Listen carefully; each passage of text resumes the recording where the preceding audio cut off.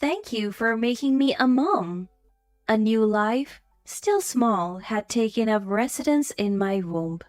I believed everyone would be overjoyed. Yet, my husband was engrossed in his acts of betrayal against me. Now, feeling happy 3 years later, I can talk about those times. I am Nell Burks. Back then, I was pregnant. Even past 5 months of pregnancy, the morning sickness continued and I often had to take time off from work. My husband is Greg. We met at a colleague's wedding after party. He, a year older than me, worked at the same company. The first time I heard his singing, I was smitten. Not love at first sight, but love at first listen. I approached him and our relationship began. 2 years later, when I was 27, we married. Being an only child might be lonely, so we should have at least 2 kids, right? Yeah, maybe one girl and 2 boys? As long as they're healthy, the order doesn't matter. Greg, an oldie child, and I with a half-brother. We wanted to give our child siblings. We were excited about having kids right after getting married. Looking back, that might have been our happiest time. But once married, we realized it wasn't all about chasing dreams. We had to plan for the future realistically. We decided not to have children for 3 years, focusing on saving money and enjoying life as a couple. Then, 2 years into our marriage, we relished our time together, indulging in shared hobbies like karaoke and exploring gourmet restaurants during weekends. Recently, Greg started playing golf on weekends, invited by his manager, leading us to spend weekends separately. I spent time doing things I liked. Being alone wasn't too bad. I had no significant complaints about our marriage, but there was something I regretted. That was our promise to not have children for 3 years. I heard from friends who had children, and I even had chances to hold their babies. Gradually, the desire to hold my own child grew stronger. Unable to wait any longer, I brought it up with Greg. Hey, don't you think it's time we had a child? Children are a blessing from God, so maybe we don't need to stick to our plans so rigidly. But Greg responded, I'm not ready yet. We still have a year left of our 3-year promise. There's so much I still want to do. Having a child now would be inconvenient. I was stunned. I had expected him to agree readily, but his unexpected reaction left me disappointed. This was something I couldn't do alone. Resigned to waiting, I decided to stick to our plan for another year. However, 6 months later, I unexpectedly discovered I was pregnant. I had been feeling nauseous for about a week and thought I had caught a cold. Then it dawned on me that my period was late. Could it be? The thought crossed my mind, but I dismissed it, confident in our birth control measures. Still, I decided to visit the gynecologist for peace of mind. After the examination, the doctor said, You're pregnant, without a smile. I had naively expected a cheerful congratulation, you're pregnant, like in the dramas, but his manner of tone was anticlimactic. As time passed, reality set in and I began to talk to my belly. Thank you for making me a mom. But when did it happen? I pondered and realized the exact date it must have occurred. Though earlier than I planned, I was sure Greg would be happy to know we were having a child. I waited for Greg's return, trying to contain my excitement. Did something good happen? Greg asked, noticing my unusual expression. Yes, actually, I'm pregnant. Pregnant? Who? Wait, you mean? That's right. That's strange. Are you sure it's mine? Excuse me? At Greg's words, it felt as if time had stopped for a moment. Of course it is. You might not remember because you were drunk. Greg thought for a moment and then seemed to recall. Really? But it's too soon for kids. Sorry, but can we not go through with this? I couldn't believe these were Greg's words. What? No way, this is our child. A blessing. You can't just say that. I'm definitely having this baby.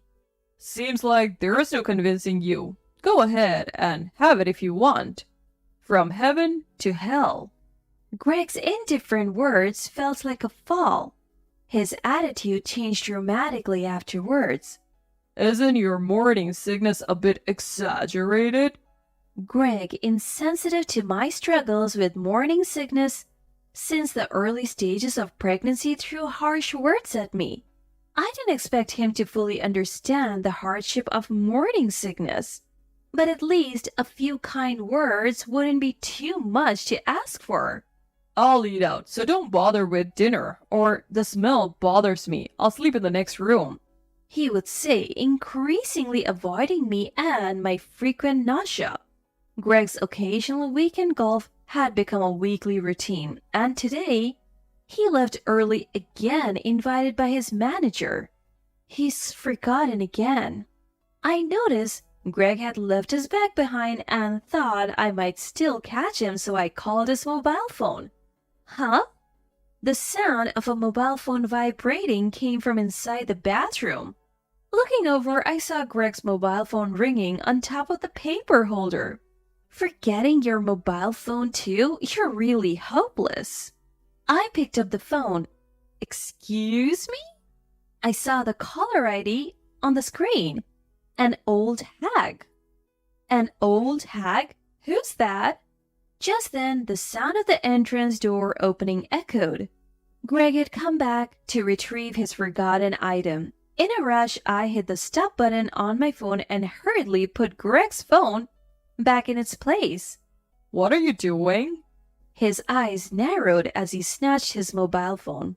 There is no need to yell. I was just about to call you about your forgotten phone.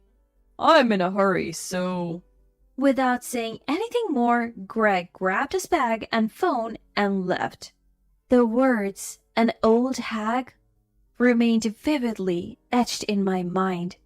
Dizziness overcame me and I slumped to the floor. My heart was pounding.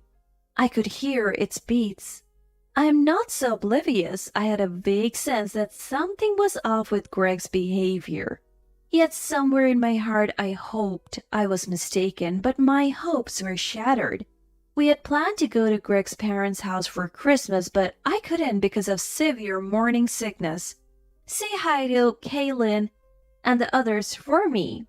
As I saw him off at the entrance, Greg pointed at me laughing. Oh, what's with that outfit? You look like an old woman.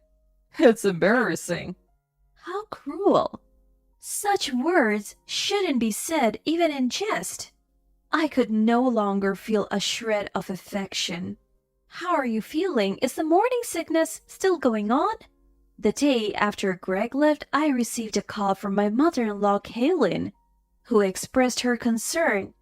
Yes, I'm fine. Sorry, I couldn't come. Don't worry about it, but it's lonely this year since both of you couldn't make it. Both of us? Greg was supposed to have gone to his parents' home. Before I could respond, Kaylin continued, well, it can't be helped. His manager's father passed away and he's always been good to us. That was Greg's excuse for not going home, apparently. What? I hadn't heard such a story. Nell, can you hear me? Yes. Something wrong? Don't keep worries to yourself. It's not good for the baby. Could Greg be cheating? I couldn't possibly say such a thing outright. I'm fine, just feeling a bit unstable. I guess it's because of the pregnancy. After ending the call with Kaylin, I immediately called Greg. Hello, this is Greg's mobile phone. Who's speaking? Oh, sorry, I dialed the wrong number. I quickly hung up, a bit startled. Was it a mistake? I checked the number I had for Greg. Greg. It was correct, and the woman on the phone had mentioned Greg's name twice. My call would be in Greg's call history. He should have called back, but he didn't. Greg's actions were increasingly suspicious. Looking back, there were other strange occurrences. Normally, we would visit his family about 3 times a year, but at Thanksgiving, I went alone. Greg had said he was helping with his manager's mother's funeral service and couldn't go, and now his father? Both parents passing away within 6 months, coinciding with our family visits? Too much of a coincidence. I immediately checked with a colleague from Greg's department. There's no such thing, they said. The frequent golf invitation from his manager had started before I knew I was pregnant. Greg was definitely hiding something, no doubt about it. Then Kaylin called again. Nell, are you really okay? Worried about my downhearted state, she had called again. I explained everything that had happened. I'm so sorry. Kaylin apologizing as if her son's misconduct was her responsibility. You're my precious daughter too. Remember when I was hospitalized before your wedding? You were the first to rush to my side. That's when I knew I could trust you with our future. You would never betray us. I won't forgive anyone who makes my precious daughter cry, even if it's my own son. You're pregnant. Don't think strange thoughts. It's not good for the baby. Finally, Kaylin said, just make sure you do what you need to do before hanging up. 2 days later, Greg returned as if nothing had happened. I'm home. The train was crowded. Terrible. Pretending as if he had just come from his parents' house. In the following month, I got my affairs in order. I submitted my resignation at work. The company was preparing for my maternity leave and smoothly accepted my resignation. It was a relief that I would still receive maternity allowance even though I was resigning half a year before giving birth. Becoming unemployed was a bit daunting when thinking about the future. Of course, I kept my resignation a secret from Greg. I've decided to take a week off starting tomorrow, I told Greg. You don't have to bother telling me that, he replied curtly. Although Greg seemed to have lost all interest in me, that actually worked in my favor. The next day, Greg probably left work right on time and came home. He entered the house breathless. What's going on? Suddenly. Greg was taken aback, seeing my parents-in-law relaxing on the living room sofa. Indeed, I had informed Greg about the parents-in-law visit via WhatsApp just an hour before his workday ended. Oh, I told Nell in advance. Sorry, I completely forgot to tell Greg. Greg glared at me sideways. Is it inconvenient that we came without notice? Neither of you came home for Christmas. My husband had time off, so we thought we would visit as tourists. Kaylin was a great actress. Greg certainly hadn't expected his parents to show up. He was in deep trouble now with his Christmas lie about to be exposed. Greg, I just heard from Kaylin about the manager's father passing away and his mother passed away at Thanksgiving?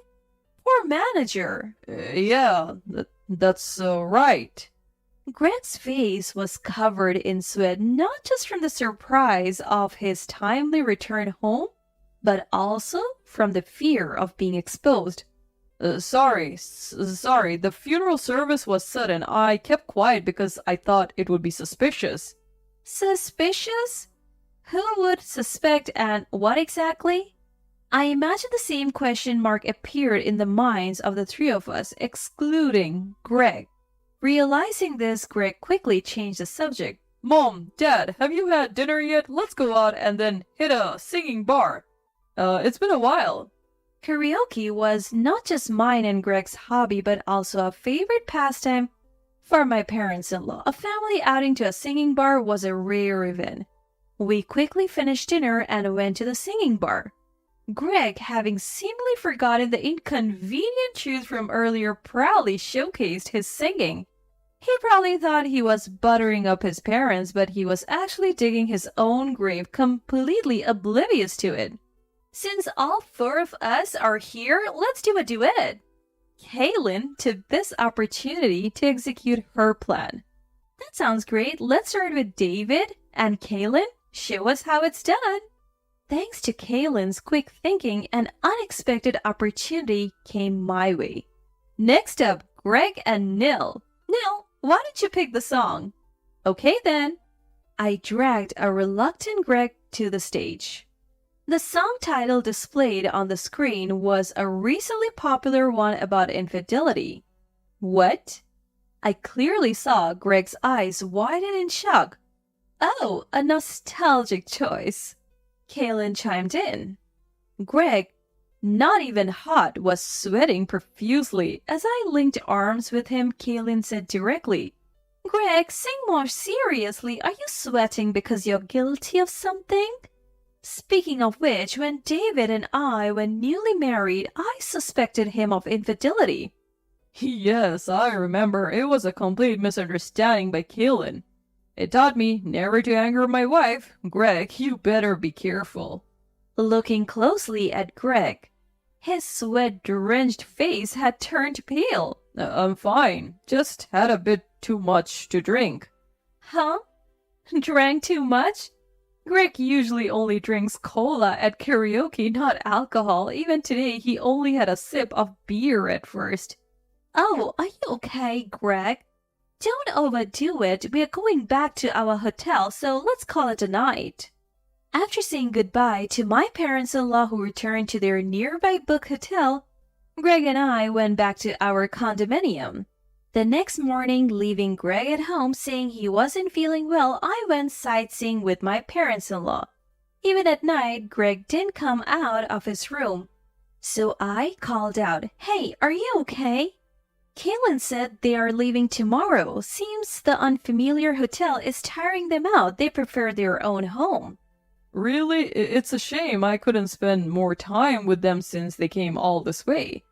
Greg emerged from his room, seemingly relieved that his parents were leaving. Also, I have decided to go back with them.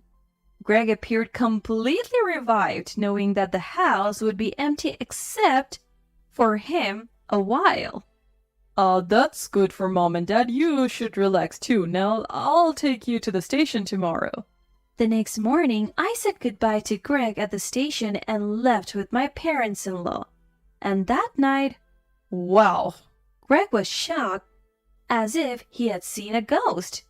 He almost collapsed at the sight of me and Kaylin standing at the entrance.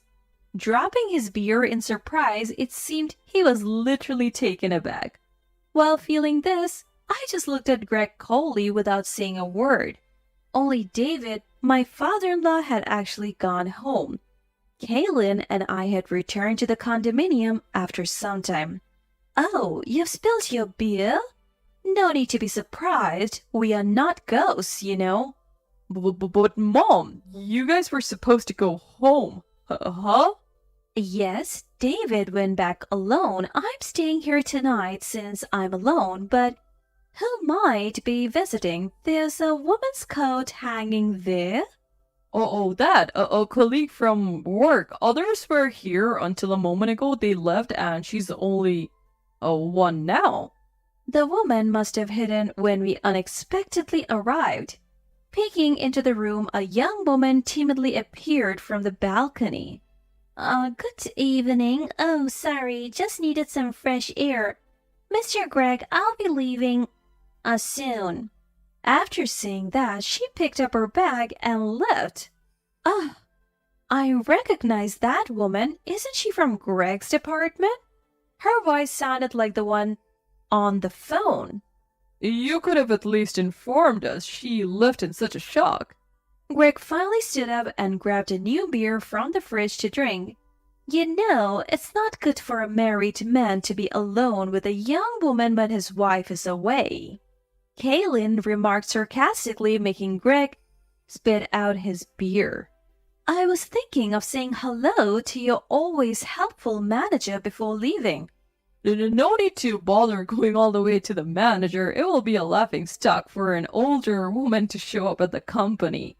Greg tried desperately to stop Kaylin's action, really, but since you always receive so much help from your manager, I'll just give them a call to express my gratitude.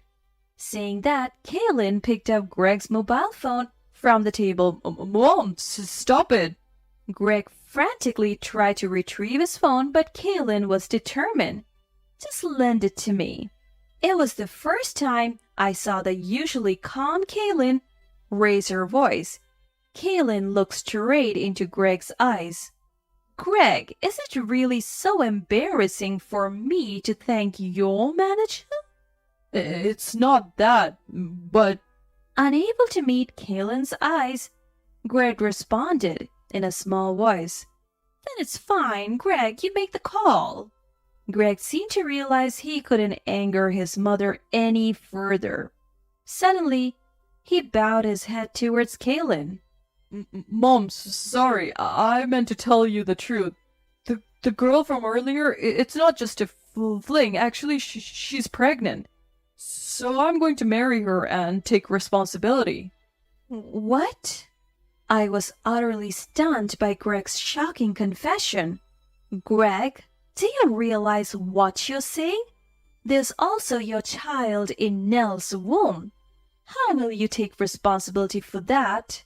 It's Nell's fault. She decided to have the baby despite my opposition, and I can't even be sure if the baby's really mine. I mean, it happened just once unexpectedly. How can I trust that? Kaylin? Kaylin snatched the beer from Greg's hand and threw it in his face. What are you doing? Does this not wake you up? I was thinking I wouldn't disown you if you sincerely apologized to Nell. And what about that girl just now? If she intended to marry you, why did she run away like that? Greg was left speechless, effectively admitting to their fear. There's no more room for leniency. If you say Nell's child isn't yours, then you are no longer my child either. From today, our ties as parent and child are severed. You understand, right? And you're forbidden from visiting our home or meeting the baby. I'll make sure you pay for hurting my daughter Nell. Tell your new wife too. Mom? Greg couldn't say anything more in the face of Kaylin's fury. Of course, even if she said they were cutting ties, it doesn't sever the legal family registration bond. Yet, that was the extent of Kaylin's feelings. This husband, he hurt not only me, his wife, but also his own mother. You can leave Kaylin and the others to me. Take care of your new wife and the child in her womb. Now, please sign these divorce papers and leave the keys to the condominium. I placed the divorce papers and keys on the table. Let's go, Kaylin. I had already had my belongings picked up by movers. I never returned to the condominium.